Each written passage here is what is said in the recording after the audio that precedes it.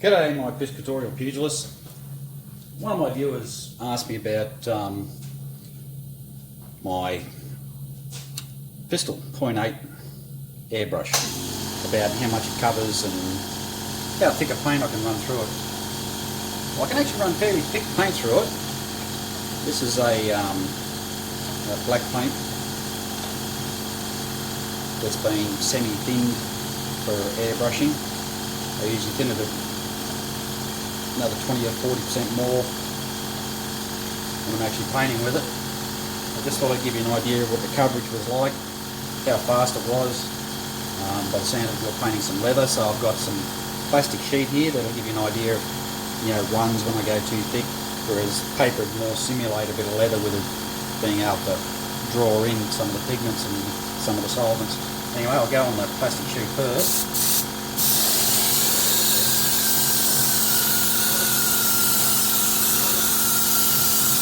I'm holding it about 150 milliweight.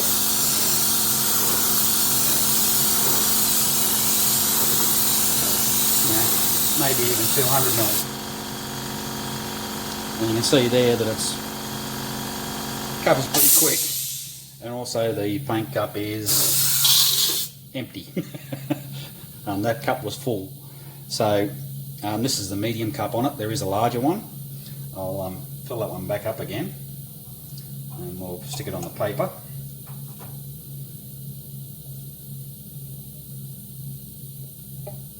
I will paint thicker paint than this. I'll see if I can find some more here, and I'll just try some on the paper here. Again, I'm about 150 mil away.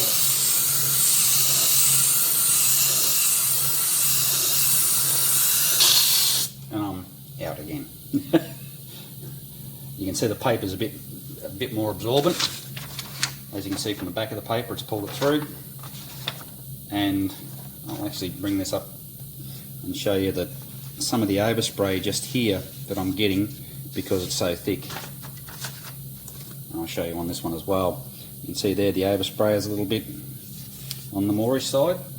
One tip I can give you is when you are painting quite thick paints, actually remove the crown cap off the needle, because the paint's coming out so thick and so fast it actually sprays up on the inside of the needle cap and sometimes builds up and blows on and runs off there and actually gets drawn onto the paper, so you can actually get some rather funny looking spots if you're painting really thick paint. I've got some green paint here that's a little bit thicker. I'll just pour some of that in.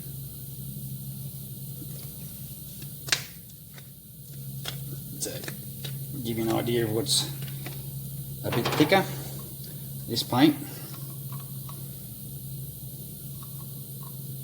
you can see, is sticking pretty well to the stick there. Hopefully it's in focus.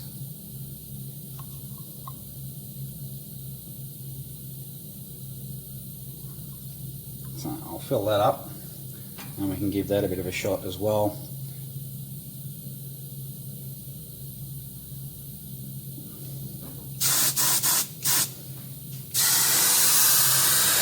Now this is a transparent paint, so you actually get to see some of the graininess through it.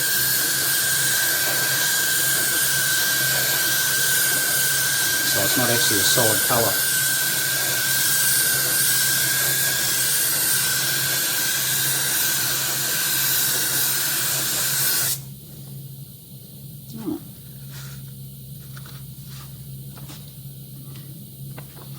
So it's not a bad brush, and it will spray reasonably thick paints. I'll pour some more of this in there. You can see how thick it is there. And I'll just paint the bottom of this a bit.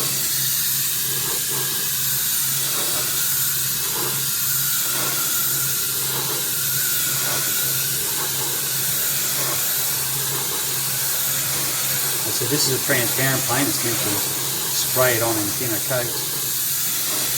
So typically the way you paint with transparent paints is you throw on a light dust coat first and you keep building that coat up to give you an even coverage.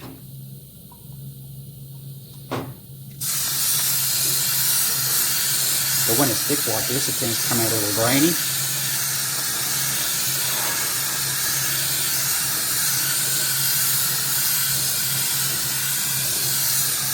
and by going over it quickly you can get a far more even coverage. So the trick with transparent paints and stuff like that is to go over it fast, then go back over it again, then back over it again, multiple layers. There's not too many spray guns or anything that'll actually go on in one cast where you don't, one pass. So you need to apply it with layers. It just depends on the kind of paint you want to use. But it will spray very thick paints. They do come out a little bit grainy, but the thicker you go, the more the larger the droplets become. So something to keep in mind. Anyway, I'll take you over the bench in a minute and I'll pull it off. What I thought I'd show you as well is that even though it can cover reasonably well, even with this 0.8 nozzle, it's still actually quite capable of doing some fine lines.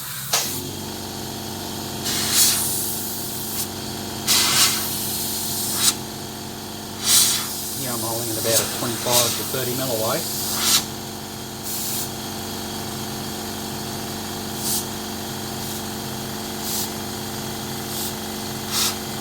What I should do is turn that pressure down a little bit.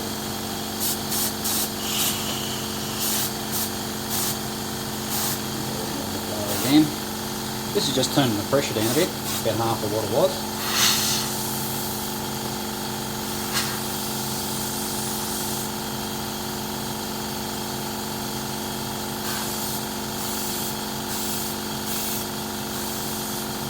Probably a little bit more.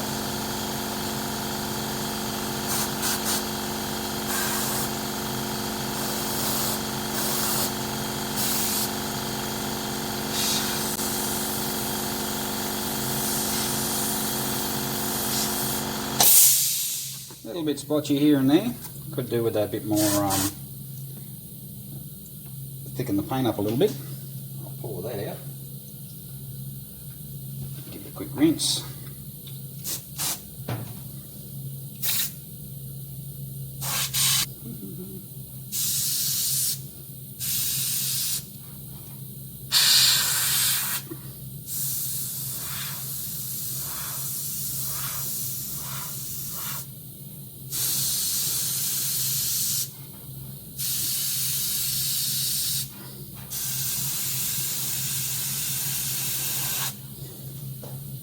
Right, okay, I'll take you over the bench and show you how to fix that sealing problem. Rightio, we're over here at the bench. Now the sealing issue you have with these brushes sometimes, it usually happens because they've done up the nozzle chuck just a bit too tight. First we'll take off the end cap, we'll undo the needle and pull it back a little bit so it's within inside the brush. Then we can take off the crown and the air cap, and then we can take on the nozzle holder. And this is the most important part. When you're taking these off, be very careful because that nozzle will fall out and fall on the ground. There it is there, stuck in there. Now there is a very, very, very, very slight taper just there to there.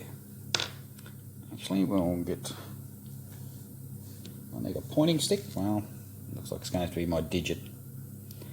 Right, now you can see right there that little taper just there. What you can do there is you can get a small amount of beeswax, roll it up between your fingers like so into a little nice little flat ribbon. It only needs to be like about a 1/4 mil round, only has to be like 5 hair thicknesses. You wrap it around that surface, right, and you need beeswax because beeswax around that surface there. Beeswax is very handy in that it becomes very soft when at finger temperature. And while it's in there, just push it back in there like so, and then stand your brush up so that the needle's facing upwards, and then place your needle retaining cap on top and do it up. Now quite often everybody does these up way too tight, or not everybody, but a lot of people do them up way too tight. all you really need is little finger and like so. And then you take it over and then you try it out. If you do get air bubbles in there, you can, even when everything's all back on there again, the air cap and the crown, even when it's all back on there, you can still do that up if you're getting bubbles back up through your cup. Just make sure that you loosen off your needle, the needle chuck, so that as you tighten up and it pushes the nozzle back a little bit more, you're not flaring the end of that brass paint nozzle by pushing it over the top of this needle. So make sure that's loose, even pull it back a bit just for slaps and giggles, and you can still, just pull it back like so, and then come back at it and give it another smooch till it stops blowing air bubbles. But there's no need to do these up tight, no need to go back to that O-ring or anything like that. Yeah, there's none at all. So just bear in mind that you can do that up while everything's attached there. Just make sure you undo your needle chuck, otherwise it'll flare the nozzle. And when that nozzle flares, it actually reduces the size of the hole that the air uses to pull the paint through. So you can end up with a lot, with that reduced airflow in there, will give you a much poorer draw. So yeah, just beeswax just around that little seal, and that can solve a lot of your troubles if you've done it up too tight once, or if you've dropped the nozzle and it's happened to land on that sealing area in there somewhere, or a bit of dirt and dust got on there. Something you've got to be aware of. Make sure those two surfaces are clean, because when you pull them together again, anything that's trapped between them is going to mar the surface and give you a problem later. But that beeswax is a really cheap and easy solution, and it's available in most of the, you see those candle shops and those $2 shops quite often have beeswax ones laying around.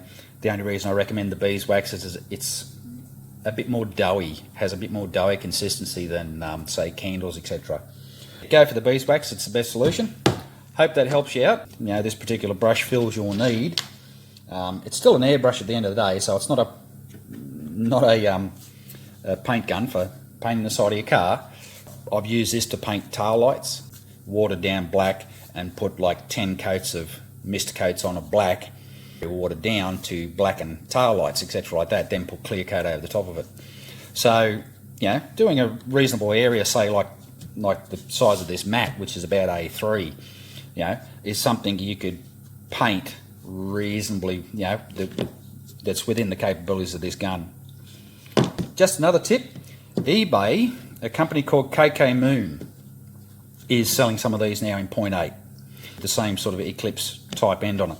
But the triggers are chrome-plated brass, unlike the problems I had with this plastic trigger on the one that I bought.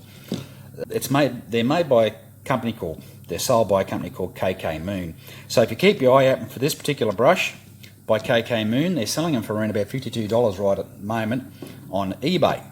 And watching our interest rates go, inflation taking off at the moment, you're probably better off buying as many airbrushes as you can right now, because I think in 12 or 18 months we'll all be paying $60 and $80 for every $100 brush we get more.